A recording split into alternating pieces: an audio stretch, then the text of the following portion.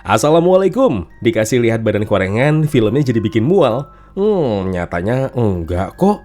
Dibilang jelek karena gak lebih baik dari film horor kebanggaan Nusantara. Tidak lain dan tidak bukan KKN di Desa itu. Well, film Ono malah gak sebaik film ini.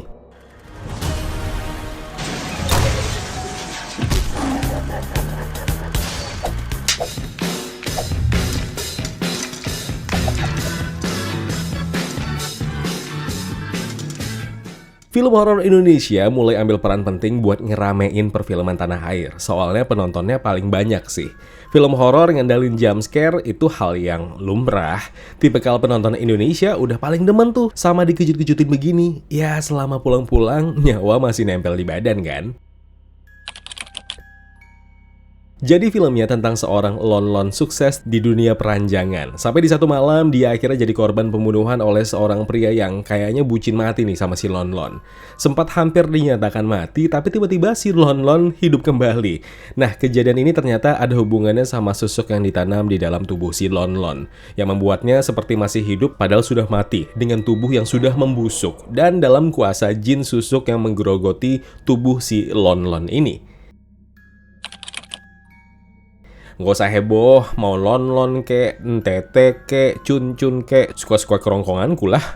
Aku nggak tahu ya menempatkan poin ini sebagai hal yang kurang atau tidak, tapi ya nggak apa-apa lah karena survei membuktikan penonton lokal paling demen dengan jump scare, so aku akan anggap ini hal yang kurang dari film Susuk Kutukan Kecantikan. Film ini tidak memberikan experience kejut-kejutan yang lebay dan royal, so pikirkan lagi lah buat kalian yang termasuk kategori penonton norak yang demennya nyari horor yang loyal ngasih jump scare. Tapi giliran dikejut-kejutin, ya cuma bisa ngumpet di balik jari jemari manja kalian. Bukan berarti jump scare-nya nggak ada banget kok. Tapi ya kalau nyari yang loyal yang ngasih banyak dari awal sampai akhir ya ini bukan pilihan yang tepat. Kemudian ending yang lemah. Entah kenapa ya, film-film yang belakangan tayang tuh pada punya masalah yang sama loh. Digeber habis-habisan di babak awal, di penghujung film cuma dikasih konklusi amem. Potensinya besar loh film ini, tapi tidak dimanfaatkan dengan baik. Elemen ketegangan untuk sebuah akhir cerita dari film horor yang dilabeli 17+ ini seharusnya bisa dapat eksekusi yang jauh lebih matang. Ya udah itu aja sih. Nah, yang bagusnya nih dari film Susuk. Sekian lama film horor cuma menjadikan Susuk sebagai bagian kecil sebuah plot dan biasanya jadi substory dari cerita utamanya itu sendiri. Dan sesenang itu nih ada film yang benar-benar mengangkat tema dengan cerita utuh persusukan ini. Ditambah ngegarapnya beneran serius. Jujur, dari beberapa film horor V-Cinema baru ini yang menurutku paling berkesan.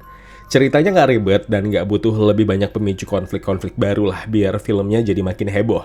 Nyatanya dengan begini saja, Susuk Kutukan Kecantikan berhasil membius penontonnya.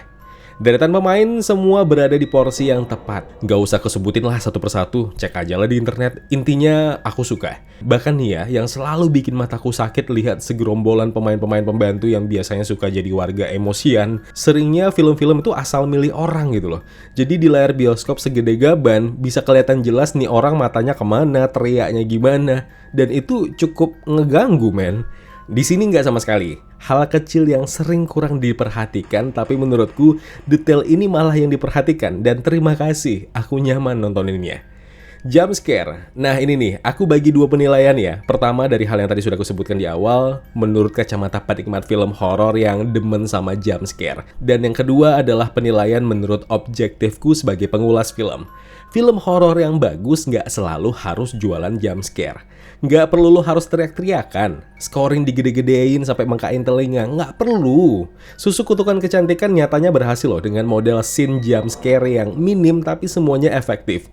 Aku masih ingat banget scene malam pertama kali mereka tiba di kampung, kejadiannya di kamar, dan pas di halaman belakang rumah yang berisikan kain jemuran, itu sedikit emang sih jump scare-nya, tapi berkesan buatku, dan tentunya ini jadi nilai plus.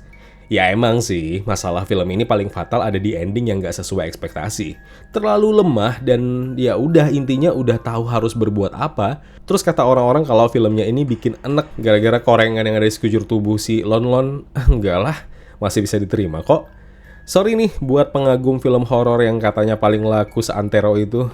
Nih Lon bersusuk lebih bagus kok darimu. Ya serius. Oke, good job Visinema, good work Indonesia, Ginanti Rona, Hussein M. Atmojo, dan semua pemain yang gak bisa aku sebutin satu persatu ya, ribet juga. Filmnya bagus, silahkan ditonton. Wassalamualaikum.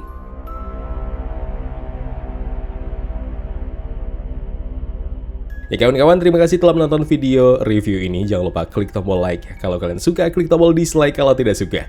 Klik juga tombol subscribe dan bel notifikasinya biar nggak ketinggalan review-review film terupdate lainnya. Kalau gitu aku Zain pamit undur diri. Terima kasih, jaga kesehatan, tetap positif, dan jangan lupa bahagia.